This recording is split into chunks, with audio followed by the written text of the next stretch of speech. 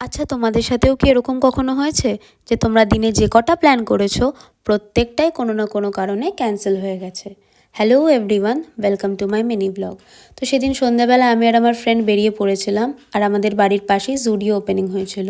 তো আমরা ভাবলাম গিয়ে কিছু শপিং করব, বাট ভেতরে ঢুকে এত ভিড় ছিল যে আমরা বুঝতেই পেরেছিলাম বেশিক্ষণ এখানে দাঁড়ানো যাবে না।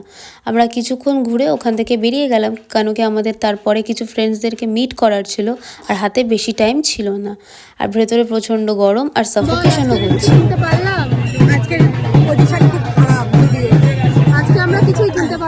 শপিংয়ের প্ল্যানটা ফ্লপ হয়ে যাওয়ার পরে আমরা ডিসাইড করলাম যে আমরা ঘুরতেই বেরিয়ে পড়বো। আর এই যে আমাদের কিছু দাদা দিদিদের সাথে দেখা হয়ে গেছিলো, ওদের সাথে কিছুক্ষণ কথা বলে আমরা চলে গেছিলাম বাড়ির দিকে।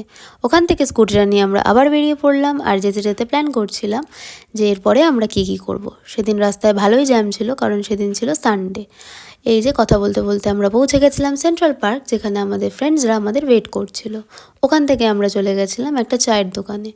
চায়ের দোকানে কিছুক্ষণ আড্ডা মেরে গল্প করে অ্যান্ড অ্যাজ ইউজুয়াল ওরা আমার লেম জোকসের ওপর হাসছিল। তারপর আমরা ভাবছিলাম কোথাও একটা খেতে যাব, বাট হট করে আমার ফ্রেন্ডসের কিছু ইম্পর্টেন্ট কাজ পড়ে গেল আর আমাদের চলে যেতে হলো বাড়ি। এই সানডেটা খুবই বোরিং কাটলো, আর তোমাদের সাথেও যদি এরকম হয়ে থাকে আমাকে কমেন্টে জানিও। See you guys on the next blog. Bye bye, take care.